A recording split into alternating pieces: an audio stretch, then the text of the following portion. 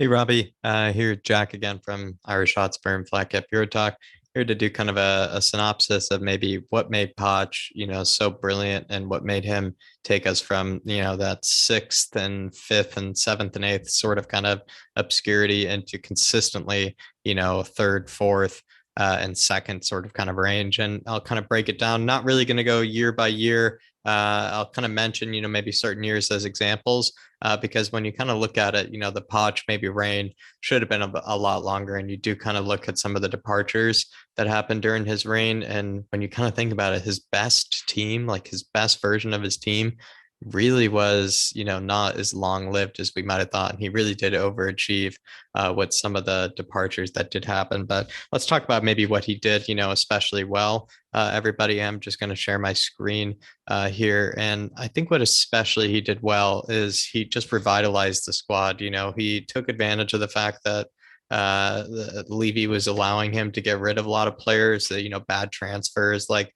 the Paulinhos and whatnot of the world. Got rid of a lot of players that just simply didn't want to be there. Adebayor, Asuakato, made sure that the players that he did have to work with were players that were going to be able to fight for him, were to be able to run for him, were able to be, his guys. So I think that's something that needs to be said for sure, especially, with the revitalization of the squad means that, there are a lot of new faces and a lot of people that want to prove things compared to maybe the older sort of heads that, really probably at that rate kind of got sick of Spurs and maybe didn't really want to embark on this new kind of, managerial kind of a endeavor with Pochettino. Of course, got rid of as well, a lot of the bad transfers. And I think, that's something we'd maybe like to see Conte to be able to do. But Pochettino also did that as well. A lot of the players that, had only just come into the Spurs squad were also quickly shown the exit door as well. So I think that is something that really contributed to his success. The other one is the fact that he turned us into the best pressing team in the Premier League. I think in his second season, which I believe is 2015, 2016, he was able to turn us into one of the best teams in the Premier League pressing wise. We had I believe the lowest PPDA, which is basically I think it's passes per defensive action. And I think ours was around 6 or something like that, which is one of the lowest. It means basically we did not allow any a team to pass around their box or pass around before we were able to make some sort of interjection or some sort of defensive action in order to win the ball back. We were one of the best pressing teams in the league. And of course, you can understand that considering Pochettino is one of the disciples basically of Bielsa. He's one of his, kind of, I don't know, apostles, you could say, or I don't know how you really put it correctly, but yeah, he's just, one of the guys that learned deeply from Bielsa. And it's, not a big surprise. And Pochettino certainly, showed that, when given, the right players, one having, enough time, he can get his players into the best in shape, the best physical shape sort of players in the Premier League that will cover ridiculous distances, will press up and down the pitch, will cover extraordinary lengths, of the pitch, especially the fullbacks.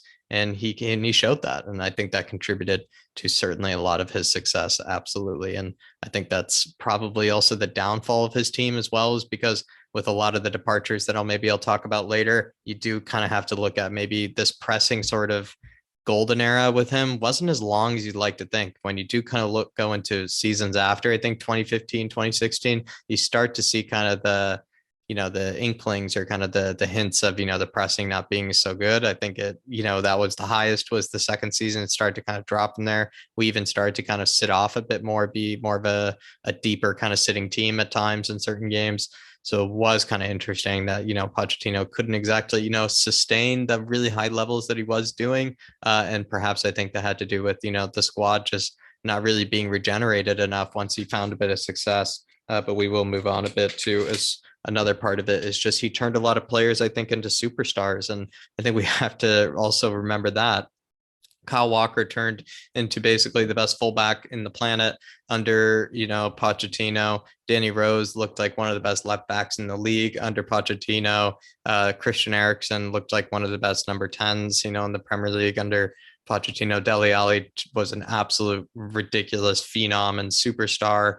Harry Kane, at first turned from just a good goal scoring, number nine into a passing number nine. I know we all kind of think Jose did it first, but Pochettino really kind of think developed that aspect into Harry Kane.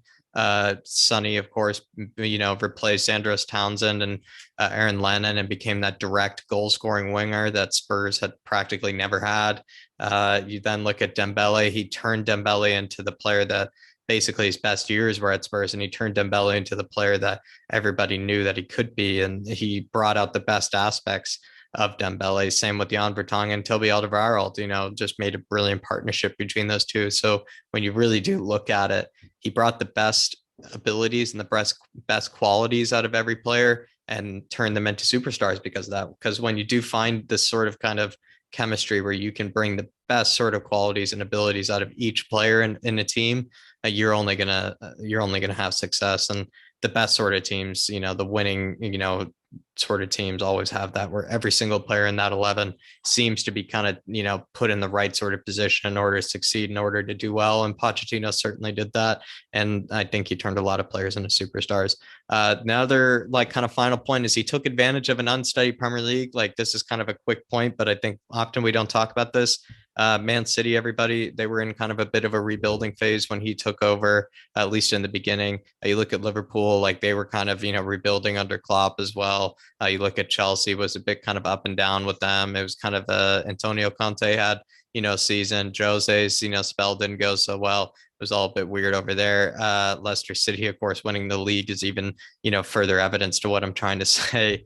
It was a very kind of unsettled or unsteady sort of time period in the Premier League. And Pochettino, I think, really took advantage of that. So despite the brilliant football he was playing, you could say it was the league finishes and whatnot, maybe slightly, I don't know, exaggerated is the right word. That might be a bit harsh, but you could say could have been a bit harder if had maybe not so many teams been, undergoing this sort of rebuilding phase, you could say, in the Premier League compared to what it is now. But I think that also needed to come out as well. I just kind of want to speak about the fact that when you do look like maybe what went wrong for Pochettino, I guess just have to say that he basically lost his best players, and we didn't replace those players that he relied on so heavily in order to succeed. We lost Kyle Walker, one of the best fullbacks in the Premier League, if not, Europe. And then we replaced him with a player that Trippier, who was already in the squad and we knew wasn't going to be able to do what Kyle Walker does. And there was a bit of a trend with that. Moussa Dembele never replaced, never found or, looked for a player that could do exactly what he was doing. We decided to just go with Moussa Sissoko and Harry Winks. And, there's this trend that started to happen where we were losing our best players and we weren't replacing those qualities and those abilities they kind of brought to Pochettino. With Christian Eriksen, you could say the same thing to a degree. Once Dele Alli started falling off a bit, we weren't replacing what he was bringing to the team. And other examples as well with Danny Rose, even, and Jan Vertonghen and others. So we weren't replacing the superstars once we got rid of them or once they went away. And I think that's another reason why Pochettino just didn't sustain it, because he relied on those players to do those brilliant things that only they really could do. And unless you replace them in the transfer market, you're going to fail. And that's what happened to Pochettino. I don't think that's his fault at all. So the no investment on top of losing his best players is huge.